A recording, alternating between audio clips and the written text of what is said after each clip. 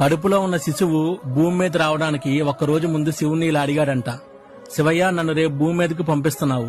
నేను చాలా చిన్నవాణ్ణి, నాకెవరూ తెలియదు, మరక్క నేను ఎలా బతకాలని అడిగితే దానికి శివుడు, నేను నీ కోసం ఆల్రెడీ ఒక దేవతను పంపాను, నిన్న ఆ దేవత అందరికంటే ఎక్కువగా ఇష్టంగా ప్రేమగా చూసుకుంటుందని చెప్తాడు.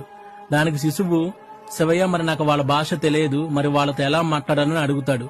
దానికి శివుడు ఒక చిన్న నవ్వు నవ్వి, నీకోసం అక్కడ ఒక దేవత ఉంది, తను నీతో నువ్వింతవరకు విననటువంటి అందమైన మాటలు మాట్లాడుతుంది, అలాగే నీకు వాళ్ళ భాష నేర్పించి అందరితో ఎలా మాట్లాడాలనేది చెప్తుంది అని శివుడు చెప్తాడు.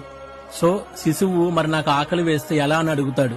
దానికి శివయ్య, నీకోసం అక్కడ ఒక దేవత ఉందని చెప్పాను కదా, తను తినకపోయినా నీకు తినిపిస్తుందని చెప్తాడు. దీంతో శిశువు, శివయ్య, ఇంతకు ఆ దేవత ఎవరు, ఆమె పేరేంటి అని అడుగుతాడు. దానికి శివుడు ఆ దేవత పేరు అమ్మ అని చెప్తాడు.